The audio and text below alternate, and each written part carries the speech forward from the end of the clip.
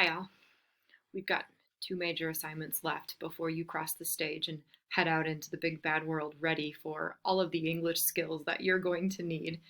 You're going to be equipped. We're going to review and put into play two of the big things that you're going to be doing most often next year in your college career for these last assignments. I'm using these very purposefully. I want to drive home one more time the skills that you will need and use most often in the next years in your college careers and then in your professional career. The Death of a Salesman final is an argument essay. Most often, when you are writing in your future classes, in your future careers, you're going to be trying to convince people to think in a certain way or to take some action they might not otherwise take. Very often, you're going to be informing, writing strictly to inform, but equally often, you're going to be writing to argue, which is the harder of the two. And so we're going to hit this one more time. We know how to do this. In English 1101, way back in October, we hit argument really hard. And so we're going to talk about argument one more time today. I want to share with you a slide that is going to be so friendly and so familiar. Do you remember this slide? I would have this up on the board every day when you walked in the room when we did argument. We know there are 4 parts to an argument essay. You must begin with your claim. That's the overall thesis that you are arguing for. Your claim is going to have to do with whether you pity Willy Loman or not. In classic argument, you cannot sit on the fence. You have to either have a hard yes, I pity him, or a hard no, I do not pity him. We are going to go classic argument with this assignment, so you cannot sit on the fence and say, well, I pity this, but I don't pity that. Nope, we are going classic argument, and so you must commit to one side of the fence or the other. Yes, I pity him, or no, Willy Loman does not deserve pity. You'll start with your claim. Argument contains exposition, information about the current situation, background information, definitions. In this essay, our exposition is going to be brief, a sentence or two in your introduction that introduces the piece of literature. We are going to focus a lot on 3 and 4, your counterclaims. If your argument is, yes, Willy Loman deserves pity, you're going to have to deal with that counterclaim of that affair. He had an affair. How can an affair be pitied? And that can happen, right? You can, that argument can be developed. You can argue that away, that, yeah, even though he had the affair, if we look at what caused the affair, perhaps that deserves pity. So you will have your counterclaim in your rebuttal. You will have your data. Your data is going to be straight out of the play. What happens in the play that causes you to feel yes or no, I can or I cannot pity him. Warrant. Every paragraph that presents argument, and in our case, it's going to be all of our body paragraphs, will end with a warrant. That warrant is so important. It's often the part that's left off in lower level writing. We are high quality writing here. We know how to do this. We know the importance of the warrant. The warrant explains how your data, how your evidence in that paragraph proves your claim. We know, we cheat on this a little bit. We use a little cheat sheet here. We know that we have a good warrant if we are using language from our claim in the last sentences of our body paragraphs. So your last sentences need to be dealing with pity.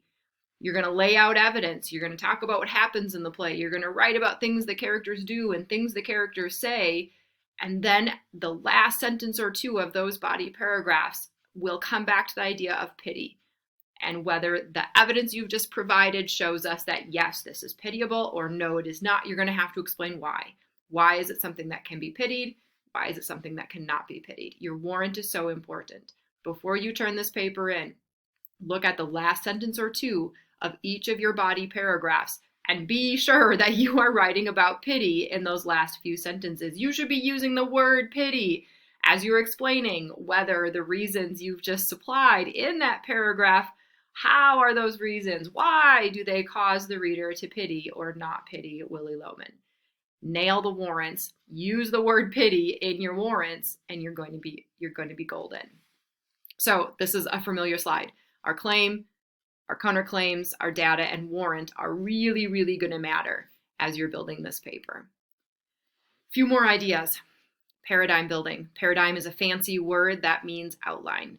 Plan and outline before you begin this paper. Just like all the important writing you do, plan what you're going to say and how you're going to say it. Start with your thesis, which is your claim. Yes, I pity. No, Willy Loman does not deserve pity.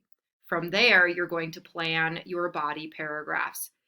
Each body paragraph is either going to deal with an argument from your opposition, so it's going to present counter-argument and rebuttal, or it's going to present an argument supporting your claim. Each body paragraph is going to start with a topic sentence, introducing the main idea that you are writing about. A topic sentence of a counter-argument paragraph, if I'm writing that, yes, Willy Loman deserves pity, my counter-argument paragraph might begin with a topic sentence that sounds like this. Despite Willy Loman's affair, he still deserves pity. And then that sets you up. In that paragraph, you're going to have to provide evidence that, yes, indeed, he does have an affair.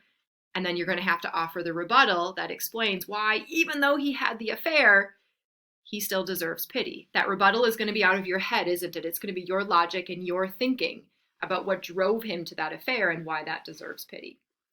Let me see. Okay, a topic sentence for a paragraph supporting, yes, Willy Loman deserves pity. A topic sentence for a paragraph that presents your argument might be something like, Willy Loman works really hard his entire career, but never makes it.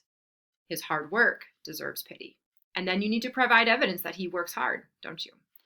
Build your paradigm before you start writing. Plan what each body paragraph is going to present, which main idea.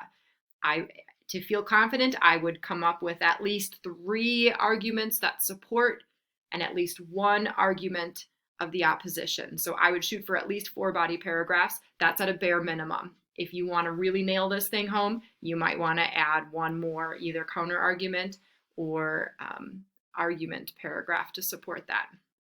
Plan. Find your evidence. Your evidence is all straight out of the play. Build that paradigm before you start writing. Okay, next topic. You are going to be using only one outside source, and that is the actual play out of this textbook. We are not using any other outside sources. You are relying only on the text and your head to write this paper. So no other outside sources, but I still want to talk a little bit about citing this. It is a play. In a minute, I'm going to remind you about how to cite plays. With a play, the signal phrase is the same. So the signal phrase before every direct quote is going to let your reader know probably who is saying it. Ben says, Willie says. As Biff is coming home from Texas, he tells his dad, So always use a signal phrase. Use the present tense as you are introducing your quote. So your signal phrase should be in the present tense. As you're summarizing events in the play, use the present tense. When you are ready to do your in-text citation, let me remind you of a document. Bear with me a minute. Let me flip my screens around. You have a document that looks like this. Oh, shoot, can I move this over? I can't move this over once I'm started. Shoot, it's cut off a little bit here. Sorry, guys. Integrating literary quotations. You have this document in your folders. The top of it reminds you about signal phrases. In the middle, it reminds you about verb tense. On the very last page is where we get information about how to cite a play. This play is not poetry, so you no longer have to worry about this stuff up here like we did with Macbeth. But when you cite a play, everything is the same with the signal phrase, the use of quotation marks. The only thing that's different is down here in your parentheses, you do not put a page number. Instead, you put an act, scene, and a line number. We only have 2 acts in Death of a Salesman, Act 1, Act 2, so 1 or 2 will go here. There are no scenes in Death of a Salesman, so you will not have a middle number. If you're finding something from Act 1, you're going to have a 1 period, and then you're going to provide the line number here. So yours is going to be a little bit shorter here because we do not have this middle number. Another difference with Death of a Salesman is the way the lines are numbered.